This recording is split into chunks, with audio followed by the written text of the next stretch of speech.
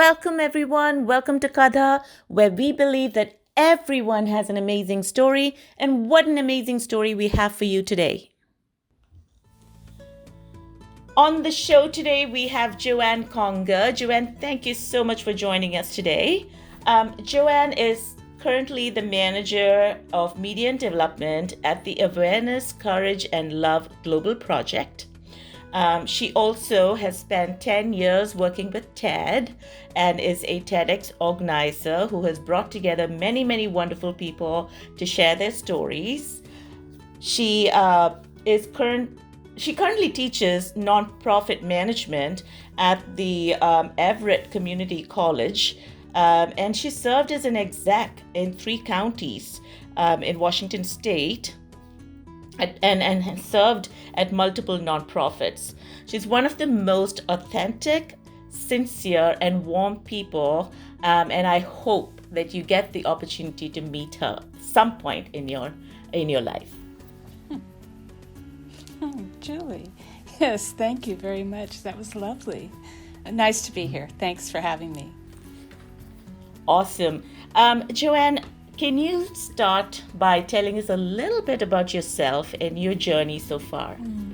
Well, if I focus on the nonprofit work, in 1999, I was working in restaurants and I really wanted a restaurant gig. And I walked in and it was Fair Start, a job training program downtown Seattle for homeless men and women. And I had my eye on the manager position at the restaurant that served the nonprofit. And I did not get the job. I was devastated. I went home, I cried, I called them back up and said, I'm going to volunteer until you hire me. They asked me to come down. A week later, I was in the kitchen as the assistant to the executive chef.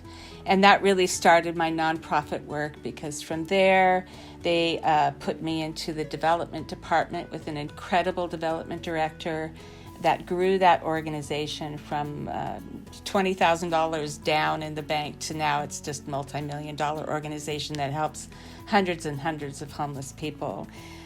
From there, I began my nonprofit work that stopped abruptly after 9/11.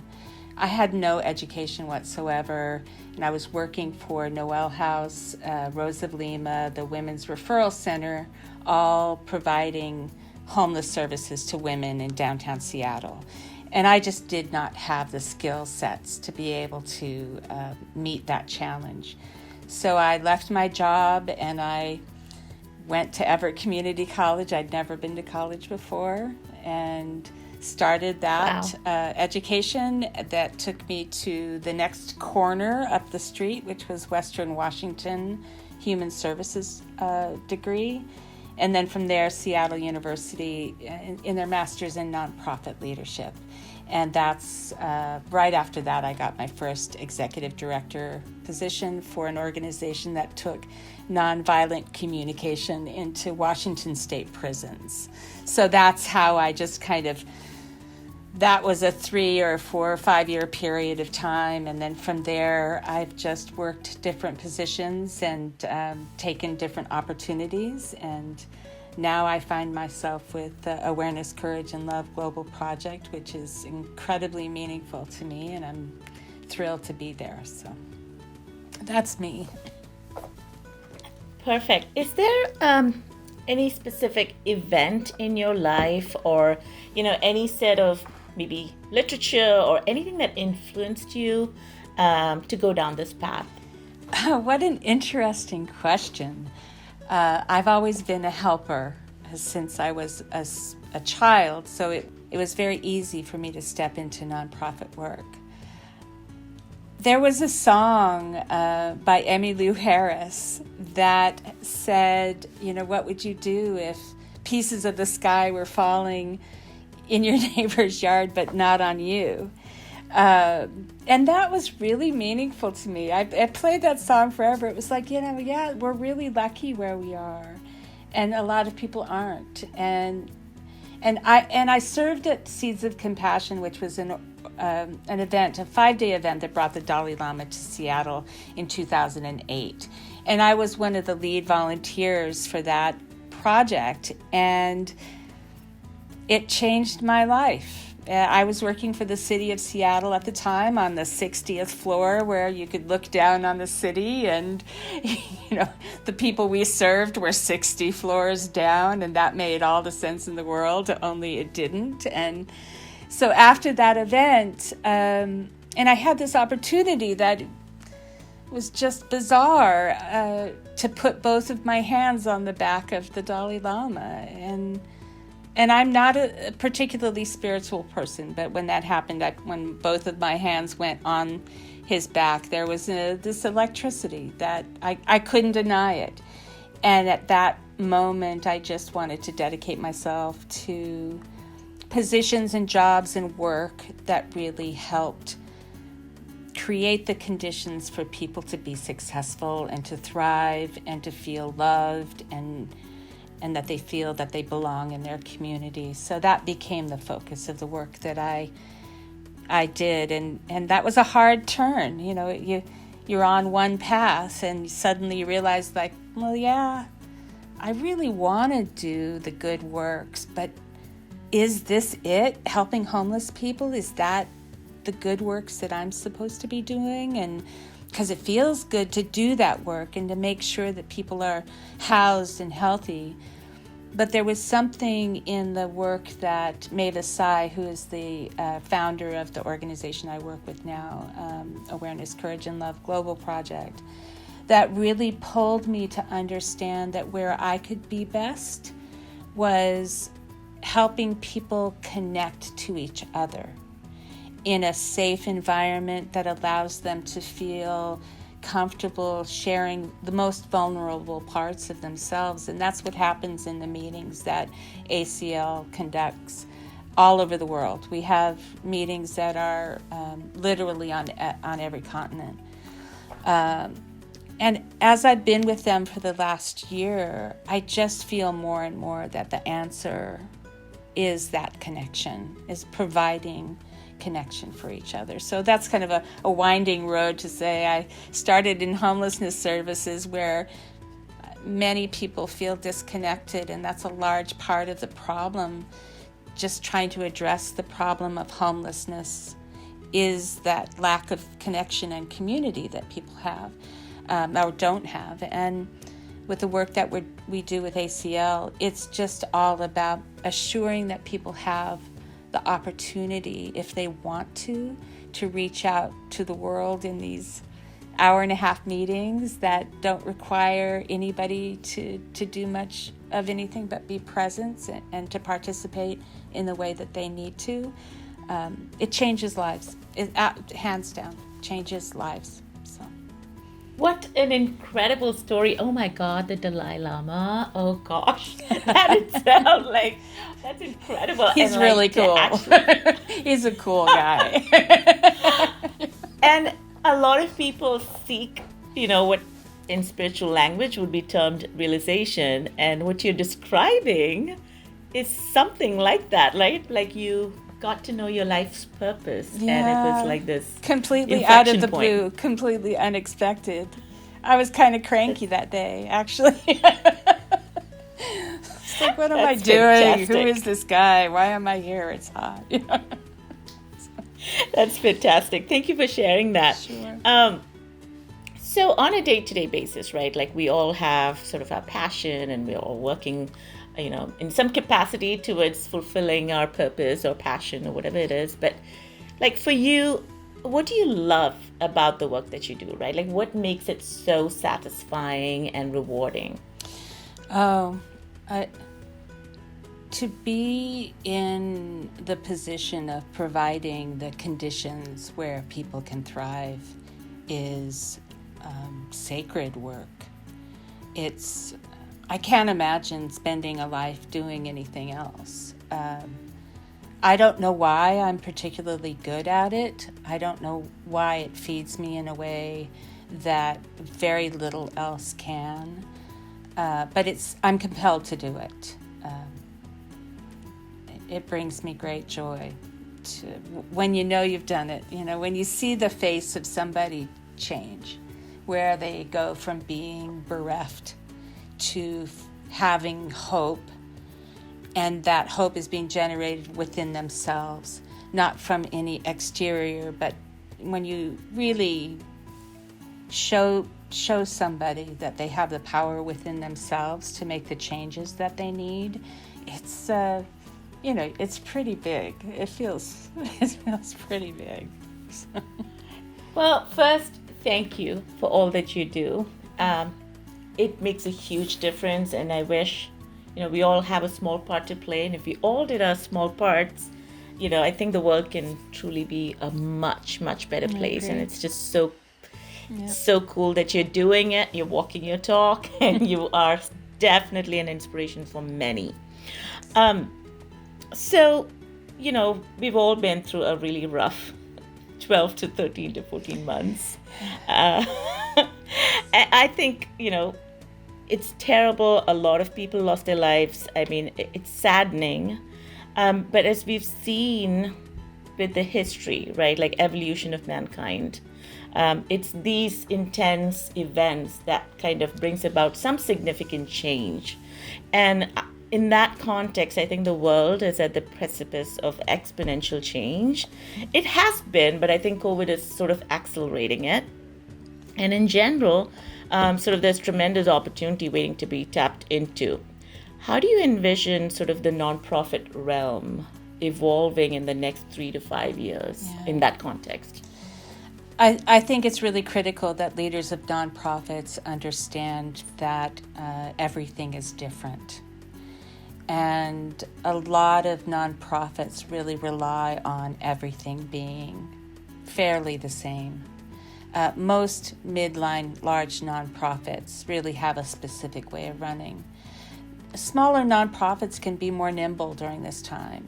They're already small. So I don't know the exact figure, but someone has said 45% of all nonprofits won't exist by the end of this year. Yeah. So it's huge. It's a huge impact. But it also says, is that opportunity?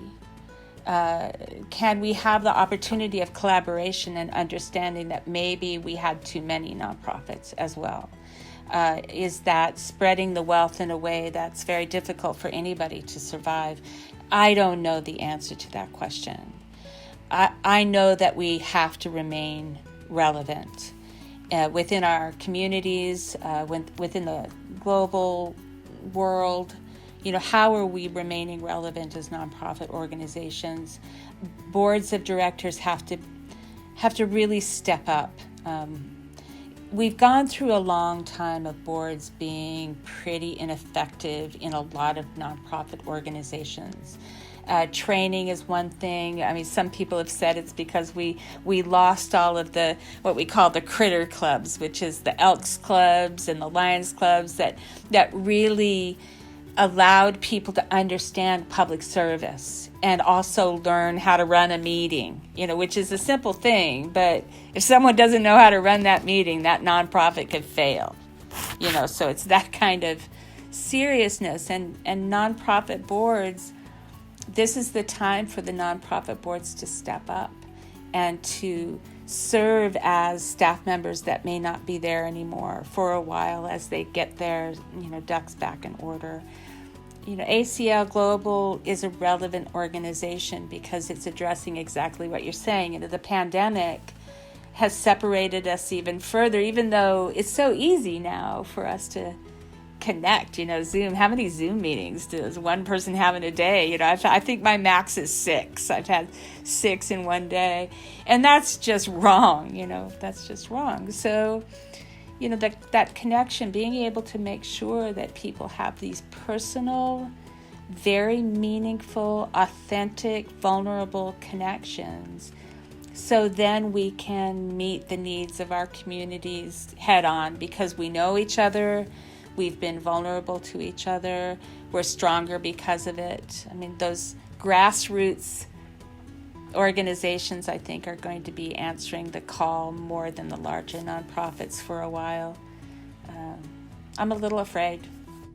Do you think there are, just looking at sort of the breadth of experience that you've had, when you look at boards or nonprofit organizations that were set up for success, I mean, they may have had challenging situations, but what was some of the, I won't call it criteria, but like some elements that just, that kind of give you a good feel about it, or you're like, okay, this one's gonna actually work, right? Because, and I ask this because I know the moment you say nonprofit, I'm one of them. Like, I feel like I somehow need to engage. I don't know if I'm qualified, or if it would work for me, or like, if that's the right path for me to take, or what kind of engagement would serve best, right? And so I see a lot of people kind of plugging and playing in the nonprofit world without really understanding what their role should be or what it takes, and that adds to the confusion sometimes. And so I was hoping you could share something. Yeah, sure. I think that the number one thing that a person needs if they're starting a nonprofit or if they're working in a small nonprofit is intense curiosity to understand the job, because it's a job. Board president is a job, secretary is a job, vice president is a job. And so when someone is seated on a board and doesn't understand what that commitment is to the nonprofit, what they're agreeing to, then they become a detriment to the organization, not an asset. And so if you have 8 people sitting on a board and 5 of those people are a detriment to the organization, not an asset, you can immediately see that the management of the organization is doomed. You can hire the best executive director, but if that executive director doesn't have a board president that's willing to do the job of the board president, then the executive director will attempt to do the job of the board president, and you've gotten yourself in a muddle at that point. The biggest thing to me that sets up is the executive director doesn't have the support that they need. That board president position is a support position to the executive director. The board president gets the board engaged. The board president sets the board up for what it is that they're required to do. There are requirements. There are legal requirements of boards. So if you have mostly a board that doesn't understand how to be a board, you could easily say, here's this business up the street. A guy owns it. He never shows up for work, and 7 other people co-own it with him, and they never show up either. But they put everything on the manager. So the manager's trying to run that business. You would say, well, that's a business doomed to fail. But nonprofits seem to think that they can run like that because the board is busy, or they don't want to give the $5,000 or $1,000 that they don't want to participate in the fundraising events. It's unfair. It's defeating. It's deeply defeating when you're an executive director with an ineffective board. And I have cried in board meetings. I've been an adult human being sitting in front of 7 other people weeping because, it's like, because you have a job. I don't know how to say it to you. You agreed to do a job, you're not doing it. What to do? What am I supposed to do as the executive director? And I would say that dynamic is very common. So somebody listening to this is a board member that's shaking their head, like, yeah, I get that. Yeah, that's our, yeah. Do something about it. Do something about it. It really takes somebody sitting the board down and saying, we are not doing our job. We are not being responsible stewards to this organization. So if you don't want to be a responsible steward to the organization, that's cool. Go away, and then we will bring somebody in that will be responsible steward to the organization. And that seems like a simple thing. Like, why would a board member want to sit there if they don't want to do the work of a board? That's really common. That you have somebody sitting in a chair that won't do anything and won't leave either. And that's just cancer in the organization. Somebody sitting in that chair not doing the work is everyday damage to the organization. That's my opinion. So. And, you teach nonprofit management, right? Like, so from that perspective, do you encourage people who don't have a background in nonprofit, but they're looking to either start their own nonprofit organization or, serve on a board, to go through some sort of education so that, they go in with awareness, right, of what it takes? Yeah. What's your thought? We're really fortunate in the Seattle area, and I'll tell you, most large cities in the United States. I'm unclear of what's available not outside of the United States. But most large cities have nonprofit programs within major universities. University of Washington has an excellent program. Seattle University is the program I graduated from and I'm an alumni from. That's an excellent program. There are smaller certificate programs like I teach at Everett Community College in their corporate and continuing education program. And that's a really nice little compact course of this is the basics of what you need to know in nonprofit. And there are those classes online. You should really understand nonprofit management, the legal ramifications of what you do with money. And that's the biggest thing that I see people getting into trouble over is just, yes, you can pay yourself, but there's a certain way that you have to pay yourself. Yes, you can bring in money as a nonprofit that doesn't have its 501c3 started yet, but there's a way to do it. And that would be the strongest comment I'd have on that is everything has a way to do it. Writing a grant has a way to do it. Asking people for money, there's a way to do it. So you don't have to reinvent the wheel, but you have to know how that wheel works.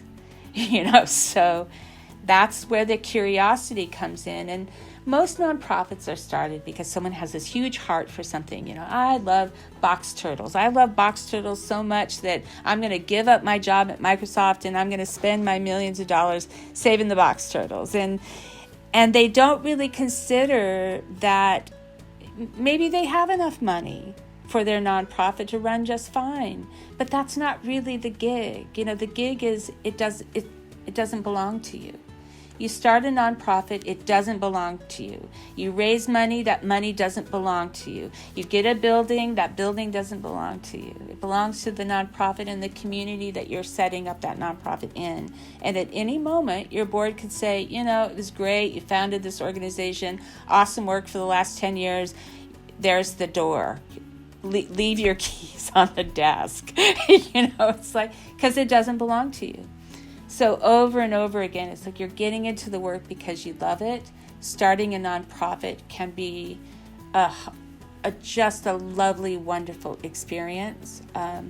But usually after a good 5 years of heartache and hard work, especially if you don't have an immediate source of funding, that you're just kind of scraping along, just trying to get enough to do the work that you want to do in some reasonable way. And that's where your board comes in, Cool. I should mention that it's not just through your teaching experience, but I think you act as a mentor and coach for so many people. It's incredible. Thank you for sharing your knowledge. I mean, there's book read knowledge and then there's life experience. Those are two very different things.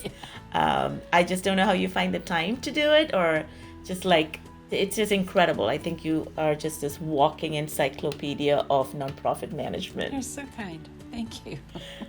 All right. So how do you sort of envision expanding the work you're doing to help and influence more NPOs and to have bigger impact in the nonprofit realm? Yeah, I think it's a natural for what it is that I'm doing. Is it very specifically focused on nonprofit? It's not. It's focused on human beings that are attracted to the work of giving, of within their own communities, they're psychotherapists and psychiatrists, and they own their own, or they run their own nonprofits, and they have businesses that are really supportive of what we want to change in the world. So our organization just continues to establish chapters in any city that wants one, and that's kind of how I feel we grow. Specifically is help that chapter training is free. We have a staff that's here to support them. It's a nonprofit with this really odd idea that we can gather people together, and we have a supportive staff. We have paid staff, and so that to me puts us in a position of really getting things done when we have the support that we need. Financially, to make sure that everybody's paid to do what we're doing, and spreading the idea that anybody can do this in a way that provides not only leadership but that connection that I've talked about before. So very cool. So we're down to our last question. As you know, Joanne, you're part of the One Thing series on Katha. And so a customary question is to ask you, what is the one thing you want to share from your experience with folks that want to either start an NPO of their own or venture into the world of nonprofit?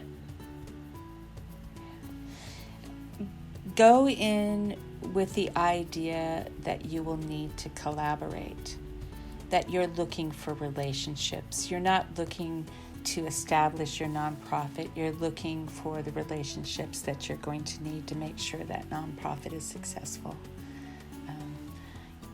We all need each other. Beautiful. Very well said. Thank you, Joanne. Thank you so much for taking the time to be here. Thank you, Julie. It was really lovely. It was lovely to talk with you. Thanks. Thanks, everyone, for joining in. That's it from Katha for today. Signing off. Bye-bye.